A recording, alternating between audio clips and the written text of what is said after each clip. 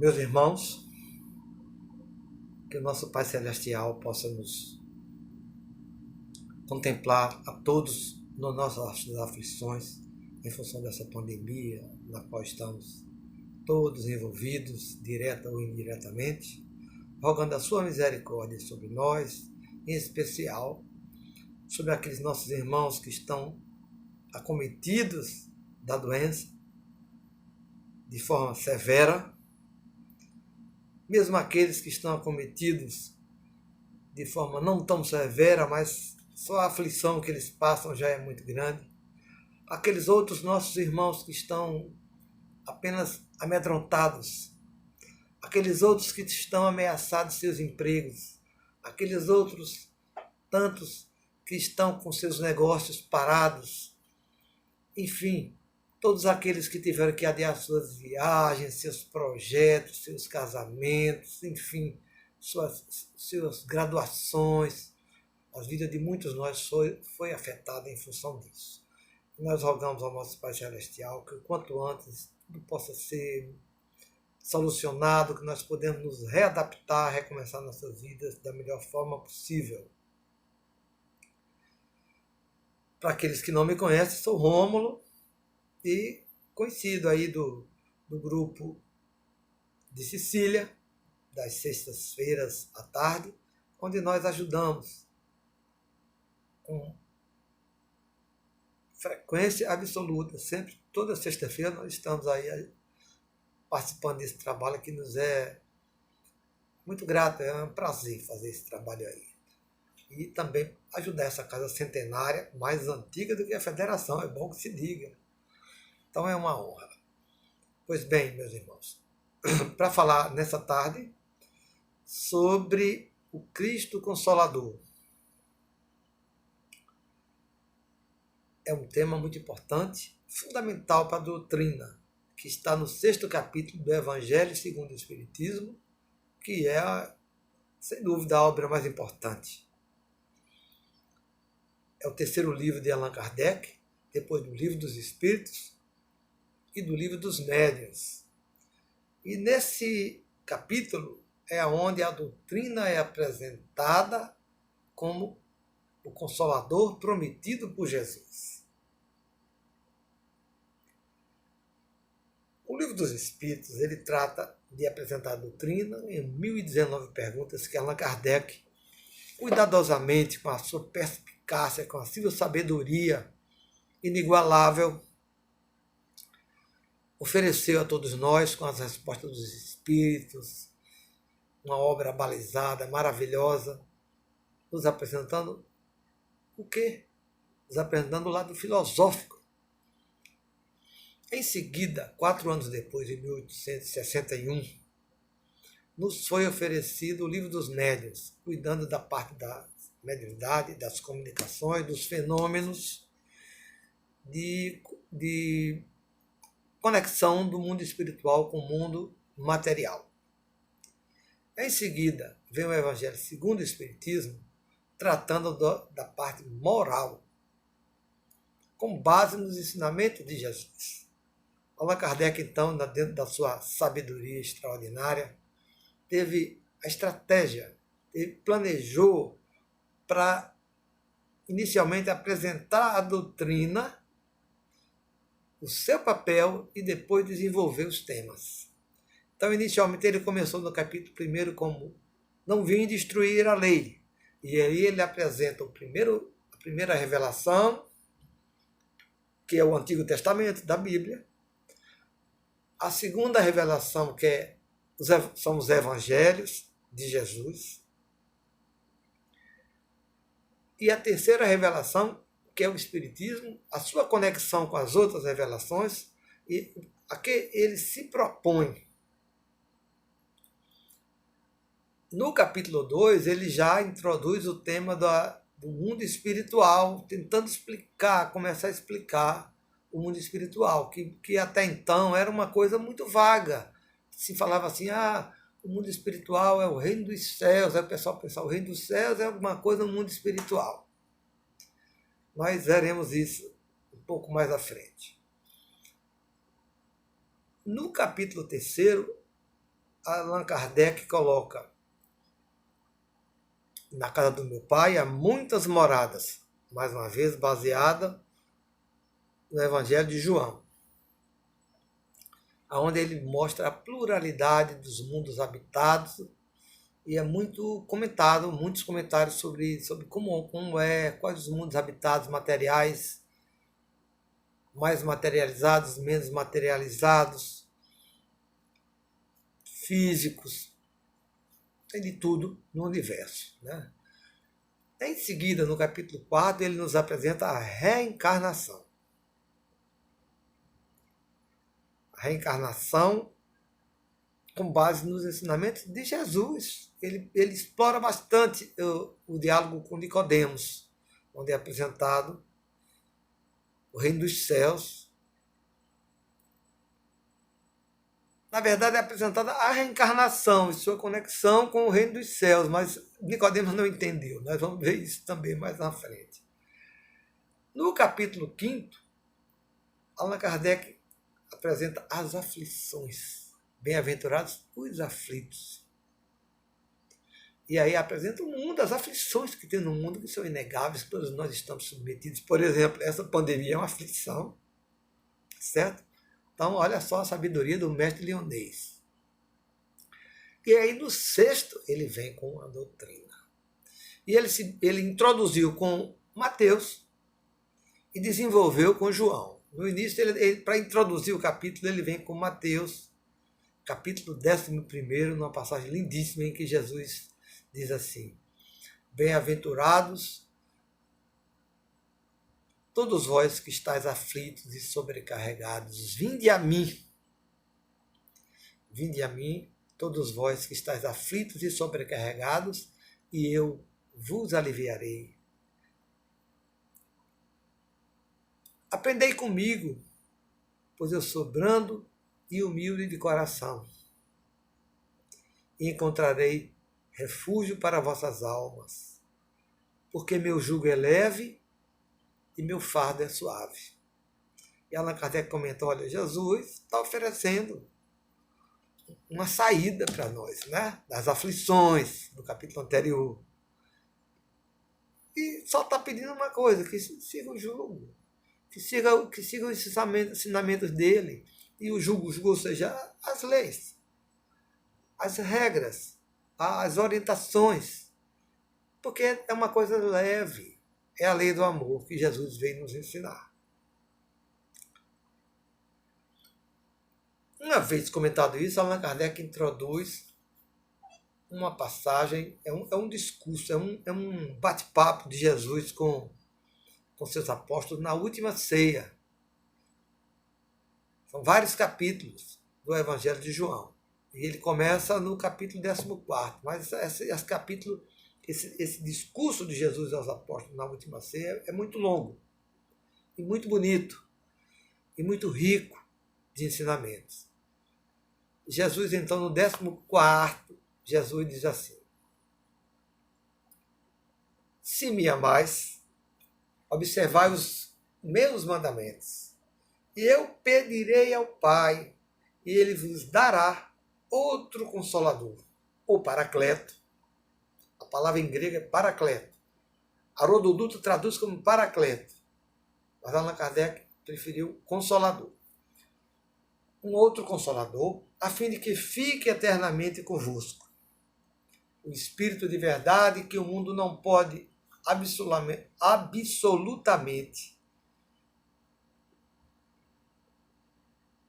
ver, porque não o conhece. Mas quanto a vós, conhecê-los-ei, porque ele ficará convosco e estará em vós, no meio de vós. Porém, o Consolador, que é o Santo Espírito, ou Espírito Santo, não faz diferença, que meu Pai enviará em meu nome, vos ensinará todas as coisas e vos fará recordar tudo aquilo que ensinei, tudo aquilo que vos tenho dito. Então, Allan Kardec comenta: Jesus promete outro Consolador, o Espírito de verdade que o mundo ainda não conhece, por não estar maduro para o compreender. Consolador que o Pai enviará para ensinar todas as coisas e para relembrar o que o Cristo houvera dito. E Allan Kardec argumenta muito bem, dizendo o seguinte, olha, você sabe que algumas as religiões cristãs formalistas, elas dizem que 40 dias depois teve o Pentecostes, aí desceu o Espírito Santo e todos eles compreenderam. Mas, poxa, é mágica, gente? Não pode ser desse jeito. Porque Deus, o trabalho da evolução é um trabalho árduo. Se fosse para fazer assim, desce uma língua de fogo e todo mundo compreende, se fosse assim, não precisava ter evolução nenhuma, era só transformar lá todo mundo em perfeito, está tudo resolvido. Só que não é assim que acontece. Na verdade, o mundo não estava em condições de compreender e nem estaria em condições nem tão cedo, a depender do que nós chamamos de cedo ou tarde. Só 18 séculos depois é que ele estaria em condições de receber. E o que Jesus diz assim, olha, o mundo ainda não conhece por não estar maduro para compreender. Quando ele diz assim, vocês vão ensinar todas as coisas para recordar o que eu vos tenho dito. Ele está dizendo o seguinte, eu estou aqui com vocês, estou dizendo. O Espírito da verdade está aqui, mas vocês não compreendem, porque eles não conseguiam penetrar no ensinamento. E aí é que nós vamos esclarecer um pouco mais, explorar um pouco esse tema. Olha só, quando Jesus trouxe seus ensinamentos, ele veio com uma novidade.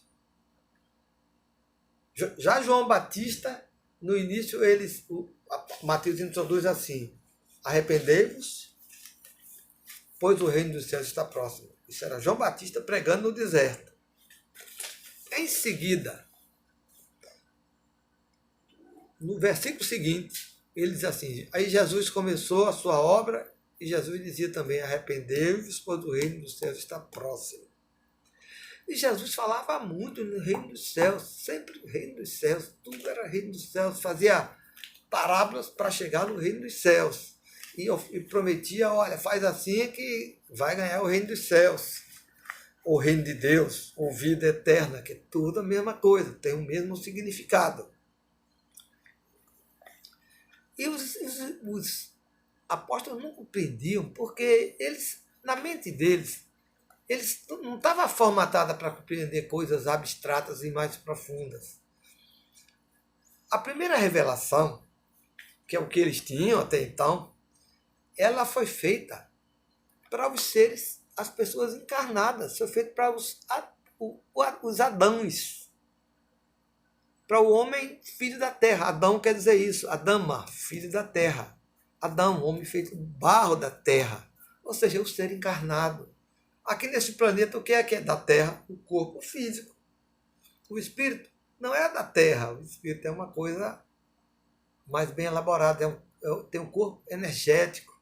E o espírito propriamente dito não tem nem corpo, o espírito não tem forma. O espírito se utiliza de elementos materiais, sejam eles da terra, ou seja, o barro da terra, ou seja, o próprio perispírito, ou os mundos espirituais, os corpos espirituais, que a gente chama de fantasma ou aparições, ainda assim são coisas materiais, mais sutis, mas ainda são. Porque o espírito mesmo é inteligência. Como explicar isso para os apóstolos? Como explicar isso para o povo daquele tempo, que estava acostumado a coisas materiais? Então, por exemplo, no Antigo Testamento, Moisés tirou o pessoal do Egito e dizia, vou levar vocês para a terra prometida, onde jorra leite e mel. Aí o pessoal entendia essa coisa de leite e mel, sabe, uma coisa palpável, coisa mesmo própria da matéria, própria dos seres ligados à matéria. Vamos levar em conta, isso há 3.000, 4 anos atrás, as pessoas tinham uma outra mentalidade, eram pastores, agricultores, para eles eram essas coisas mesmo, coisas materiais. Ele queria o quê? Saciar a fome, né? dar vazão aos seus instintos sexuais para procriação, tudo atendendo aos apelos da carne, né? Repare, ó, as três tentações de Jesus. As pessoas não param para pensar, dizer assim, olha, Jesus foi ao deserto e passou 40, é sempre 40, hein? Passou 40 dias no deserto, e aí o tentador, né, o adversário, o tentador, veio tentá-lo. Como se Jesus tivesse submetido a ele estava muito acima disso. As pessoas pegam ao pé da letra uma coisa que é simbólica. Então, na primeira tentação, o tentador diz assim, se me adorares, não, diz assim, faz com que, depois de Jesus ter jejuado 40 dias, não é isso? 40 dias de jejum, ele diz assim,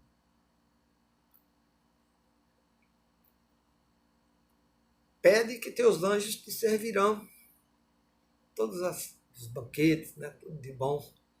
Aí Jesus diz assim, nem só de pão vive o homem, mas de toda palavra que sai da boca de Deus. Que, aliás, é até uma passagem do Antigo Testamento. Por sinal, trata-se de uma passagem do Antigo Testamento. Aí o tentador apela para a segunda parte, a segunda tentação, quando diz assim, olha, se és realmente filho de Deus,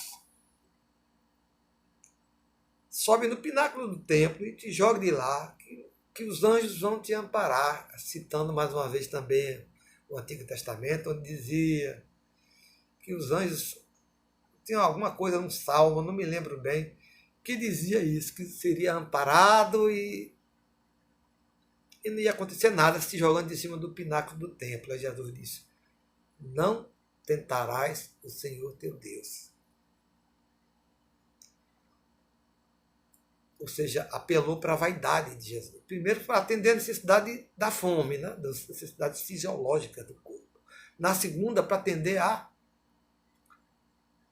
vaidade, de querer provar a Deus. Prove que Deus existe mesmo. Se joga que ele vai te pegar. Que ele vai te amparar através de seus anjos. E da terceira tentação, ele diz assim para Jesus.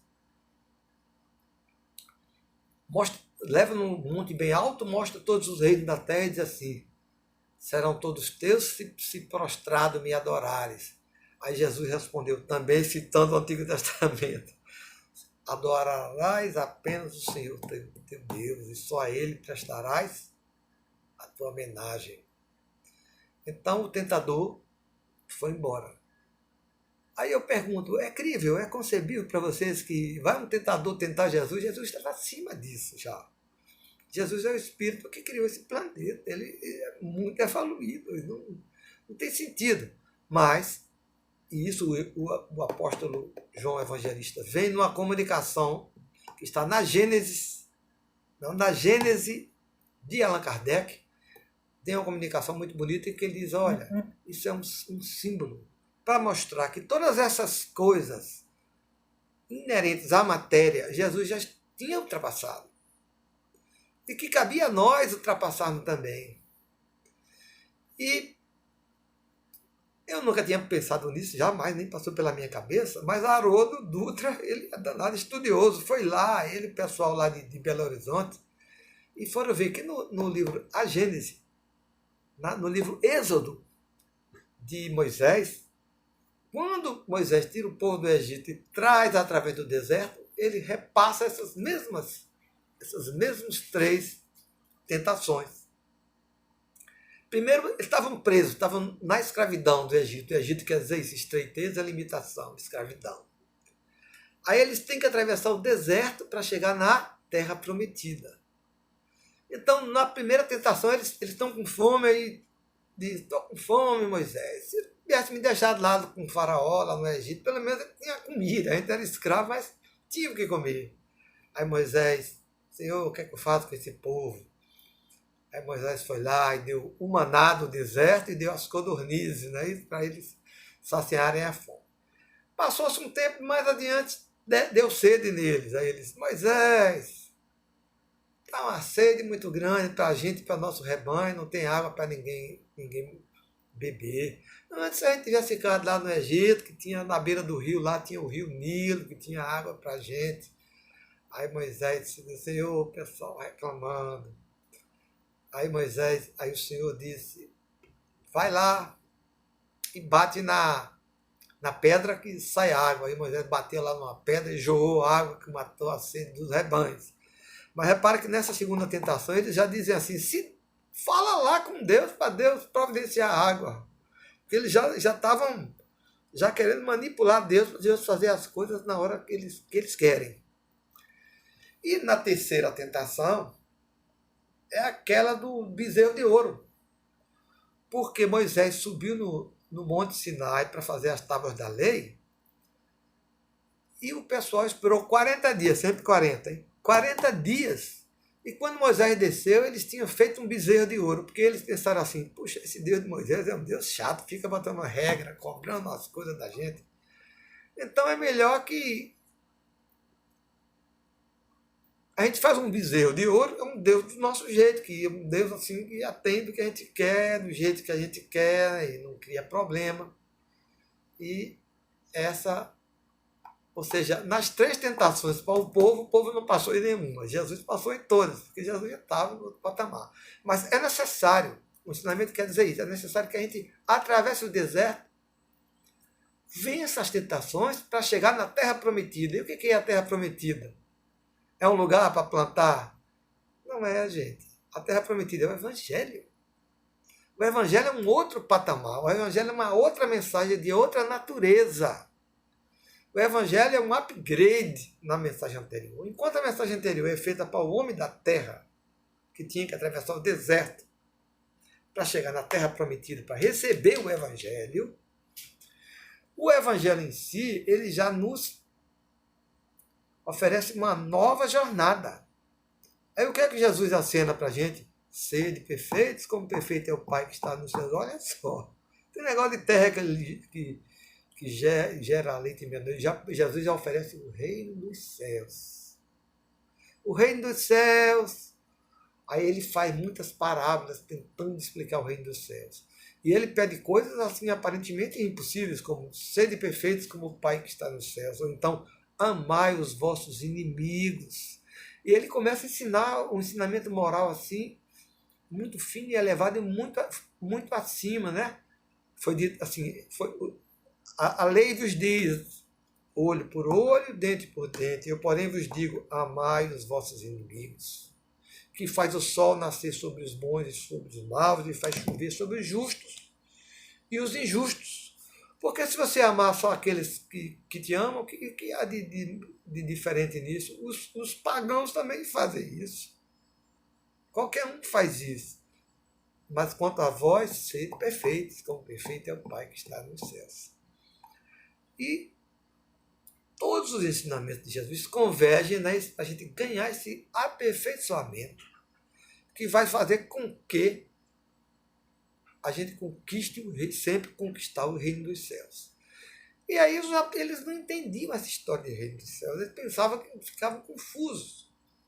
Mas Jesus dava as dicas de todo jeito. Por exemplo, tem aquela passagem de Lucas 17, em que os fariseus perguntam, quando virá o reino dos céus? Né? Porque Jesus não diz assim, arrependei-vos que o reino dos céus está próximo. Aí o pessoal quer logo o atalho, né? O pessoal não quer se transformar, o pessoal quer logo a recompensa, o atalho. Quando virá o reino dos céus? Aí Jesus disse, o reino dos céus não vem daqui, dali, nem da acolá, mas está dentro de vós. Aí o pessoal traduz como no meio de vós, inventa 1000 subterfúgios, para tentar se manter ainda no primeiro mandamento, no primeiro testamento ainda. O pessoal quer se manter ainda no nível de Adão. Tem gente que fica preso procurando aquelas regrinhas lá do primeiro testamento, ao pé da letra, sem entender o espírito do que está escrito, né? É uma ignorância muito grande. Por exemplo, eu tenho um irmão que ele é evangélico, né? Eu acho engraçado, de vez em quando ele vem aqui em casa, aí a última vez que ele veio foi engraçado. A gente falando, aí meu filho gosta de ficar debatendo com ele. Aí meu filho puxou lá um assunto, que no final esse assunto veio nessa coisa do paraíso, de ser expulso do paraíso, de não ser, né, do paraíso que Adão e Eva foram expulsos. Em que ficou claro ali o seguinte: podia ficar no paraíso, tomar conta do paraíso, uma beleza, desde que seguisse todas as regrinhas e só uma. Não, podia comer todas as. Podia desfrutar. Só uma coisa não podia fazer: comer do fruto da árvore do bem e do mal.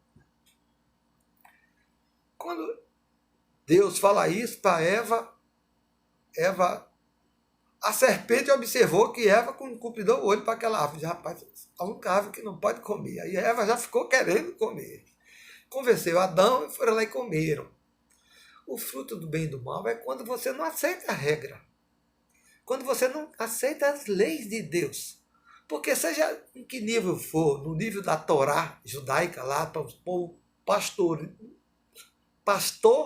e agricultor, tem que ter regra de vida para poder você seguir, para você ir construindo esse reino dos céus em você, sua transformação moral. Se você se rebela contra as regras, você não pode mais ficar no paraíso. Você vai ficar no seu paraíso, construir um para você, do seu jeito. Aí o meu irmão que veio, né, eu cheguei e disse assim, vou jogar uma pergunta nele. Aí eu disse assim, vem cá, se alguém vier te matar, você vê que a pessoa está com a matar, você mata ele antes, se você puder? Aí ele foi lá, veio cá e achou uma regra, não sei aonde, não sei, passar lá que ele citou, que disse que sim, porque ele é importante para ele sustentar a família dele, que ele, aí é lícito que ele mate a pessoa. Disse, mas rapaz, está lá nos 10 mandamentos, não matarás. Você está querendo passar por cima de uma lei fundamental para seguir uma outra que lhe é conveniente, você acaba de ser expulso do paraíso. É isso. Se você faz uma emenda na lei de Deus, já não é mais a lei de Deus, é a lei de Deus com uma emenda sua. E Deus não aceita emenda na lei dele. A lei dele é dele perfeita, não tem emenda certa.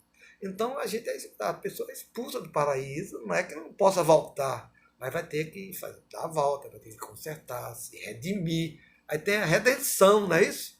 Você tem a criação, depois você tem a aliança, depois você tem a expulsão, é expulso, e depois você se redime e volta.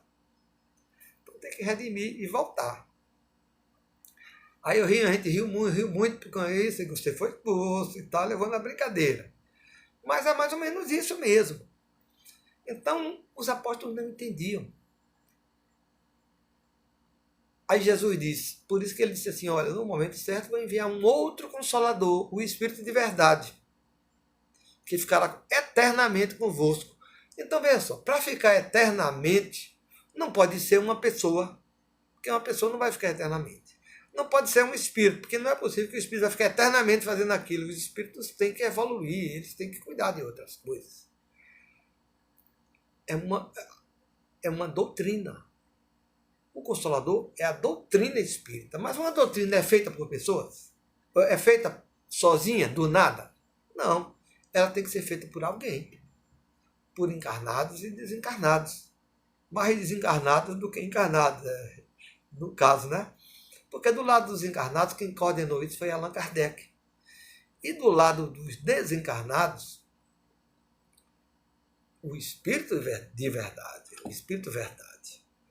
Foi um determinado espírito que se apresentou a Allan Kardec dizendo que era o guia de Allan Kardec. Está lá em Obras Póstumas. O guia de Allan Kardec. E ele, quando Allan Kardec, com muita educação, muito respeito, perguntou, você poderia dizer qual é o teu nome? Ele disse, para ti serei a verdade. E Allan Kardec disse, e esse espírito daqui eu não fazia ideia do seu nível, da sua evolução, da sua grandeza, do seu nível evolutivo, nunca me faltou, sempre esteve ao meu lado, né, divertindo, orientando, inspirando. E existem muitas comunicações, como nós veremos, do Espírito de verdade, que foi quem coordenou, conforme está lá em João, né? O Espírito de verdade. E a doutrina é o consolador. Então, mas como é isso? Como que a doutrina veio complementar o que Jesus disse? Quer dizer que Jesus não foi capaz de dizer? Jesus foi capaz de dizer, eu acho que Jesus disse, mas não a nível de detalhamento que hoje nós podemos escutar, mas que na época não podia. Ele tinha que falar através de parábolas, ele tinha que falar de uma forma velada, de uma forma hermética, como se diz, né? De uma forma enigmática, porque as pessoas não conseguiriam entender. Para poder expressar isso esse conceito que eu estou passando aqui para vocês, eu posso dizer assim o seguinte, que digamos, que viesse uma civilização das estrelas, aqui, agora, nos dias de hoje, e trouxesse uma mensagem muito elevada, uma mensagem assim, digamos, mostrasse que eles estão no outro patamar de evolução. Claro, só para eles chegarem aqui já mostra isso, né? Aí eles disseram assim, olha, quando vocês... Eu vou deixar aqui o projeto de uma nave, quando vocês puderem, vocês vão construir a nave. Aí ele deixasse o projeto. Primeira coisa, a gente pode até entender, assim, olha, é uma nave para poder você chegar na estrela, vencer 50 anos-luz, 100 anos-luz para chegar lá. Essa nave será construída, não agora, não tem condições de construir essa nave agora. Não tem materiais, não tem tecnologia. Vocês não vão compreender o projeto que você quer. Porque como você pode descrever um projeto de uma coisa que nem existe, que não tem materiais, que não tem tecnologia para fazer? São conceitos que não entram na cabeça da gente.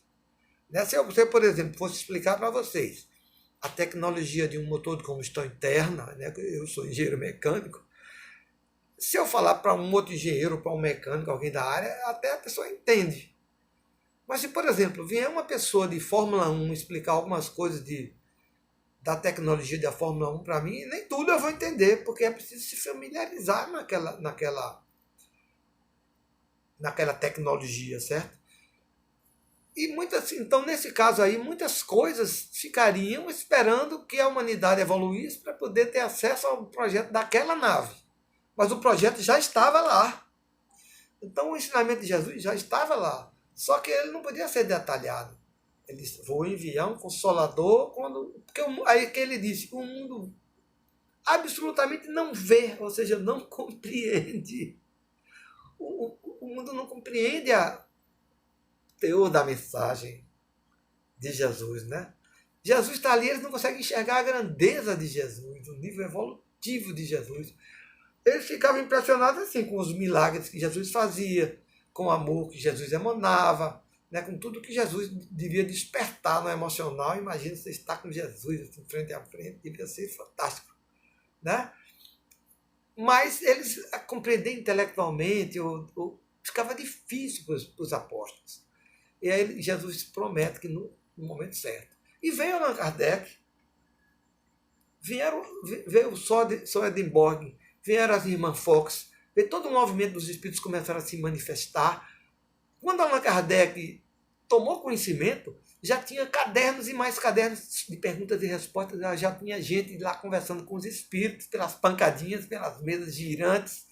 E Allan Kardec foi uma pessoa que teve a inteligência, a sensibilidade, tinha o perfil psicológico adequado para que ele pudesse desenvolver aquela doutrina. E foi o que ele fez, né? Um estudioso, um homem preparado. E aí ele foi colhendo esse material, foi organizando esse conhecimento, ele tinha preparação extraordinária, era um professor renomado na França, com livros publicados e tudo na área pedagógica. E aí saiu o Livro dos Espíritos, o Livro dos Médiuns, né? Depois saiu o Evangelho segundo o Espiritismo, onde já ficou claro o papel da doutrina, ele já compreendeu o significado da doutrina, como ele comenta nesse capítulo. E mais adiante, Allan Kardec ainda fez o Céu e o Inferno, que é como se fosse um código legal para a vida futura, e fez a Gênese. E a Revista Espírita, que é um processo de divulgação extraordinário, em que ele saiu pela França. Isso tudo em 15 anos esse homem fez. não deu conta de fazer tudo, conforme tem também em Obras Póstumas, está lá. Ele diz em Obras Póstumas que os Espíritos disseram, olha, você não vai conseguir terminar tudo, não.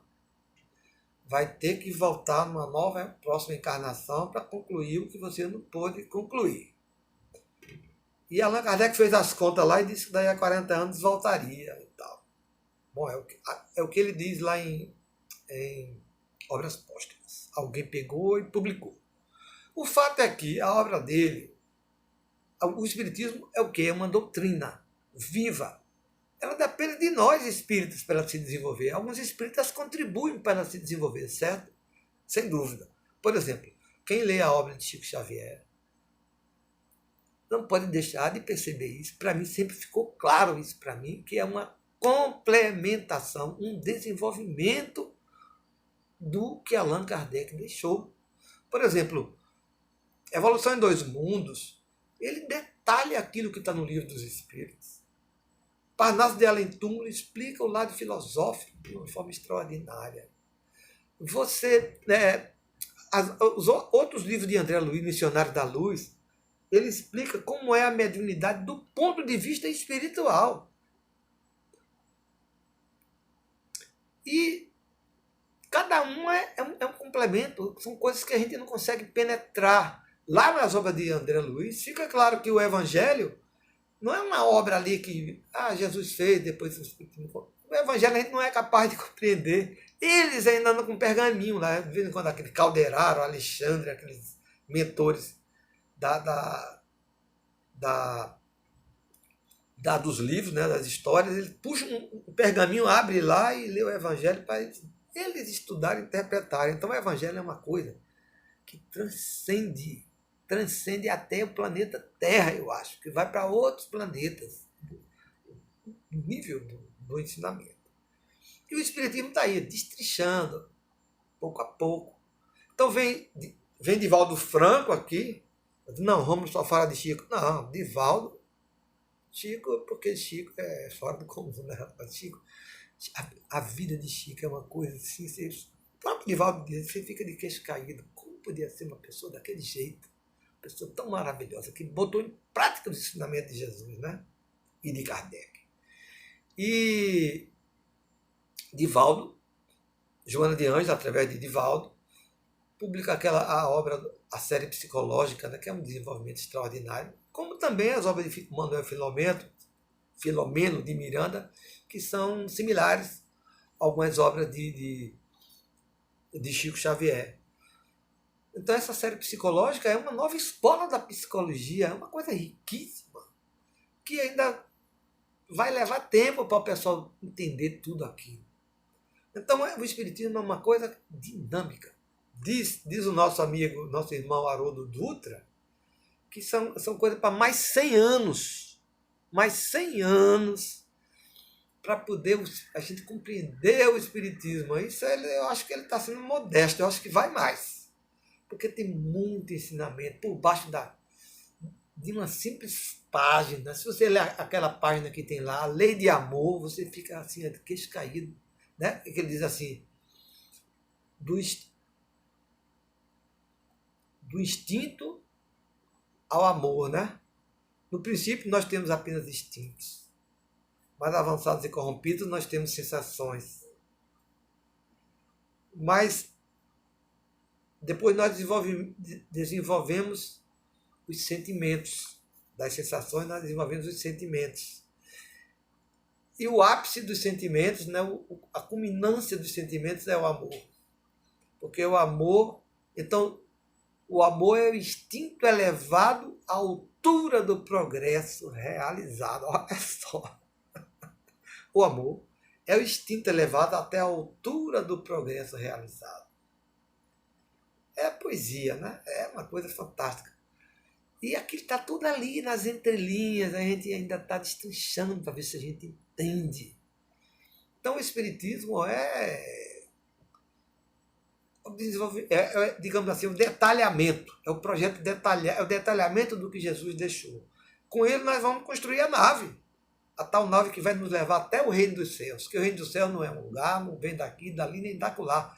É uma construção que nós temos que construir dentro de nós, conforme Jesus mesmo diz, pedrinha por pedrinha, plantinha por plantinha plantada, não é? Tijolo por tijolo, passo a passo, vamos nos depurando das nossas imperfeições, construindo o amor dentro de nós. Isso é a construção do reino de Deus, do reino dos céus, da vida eterna. O que é a vida eterna? É você não ficar dividido em centenas de reencarnações como somos nós, e sim nós temos a unidade conforme tinha Jesus, né? Eu e o Pai somos um. Quando a gente não tiver mais segmentada, é vida eterna. Mas isso é uma coisa assim, a gente conceber, mas a ser construída ainda. Claro que tem gente que já está bem mais perto. Tem outros que estão lá na primeira revelação. Tem outros que estão construindo o reino dos céus. Enfim, as gradações são múltiplas. E o Espiritismo nos oferece tudo. Está à nossa disposição da gente querer estudar, querer aprender e ter a vontade, como diz Leon Denis. Em cima de tudo é a nossa vontade, a nossa determinação de querer seguir adiante na porta estreita, conforme Jesus nos ensinou, né? Seguir pela porta estreita, tudo é para converter. Seguir para onde? Para o reino dos céus. Pela porta estreita, não tenta entrar pela larga, não, que não leva, né? Aí ele diz assim, eu sou a porta das ovelhas. Ou então ele diz, ele diz assim, eu sou o bom pastor. Os outros são todos ladrões e salteadores. Quem são? A nossa mente, as nossas emoções, as coisas exteriores, tudo ladrões e salteadores. Só o Cristo, que está dentro de nós, em potencial para a gente realizar, construir esse reino dos céus, é que é o bom pastor. Então, nós agradecendo por essa tarde, rogando a Jesus que nos acompanhe, que nos mantenha sempre antenados com a sua mensagem, né, com o Espiritismo sendo o nosso consolador, nosso paracleto. Né? O paracleto é muito mais que um consolador, porque o paracleto também ajuda, o paracleto é um facilitador, o paracleto é advogado. Eu prefiro o paracleto, hein? Que possa nos ajudar nesse instante, que nós possamos superar tudo isso e seguir adiante com muita paz no coração. Viva Jesus!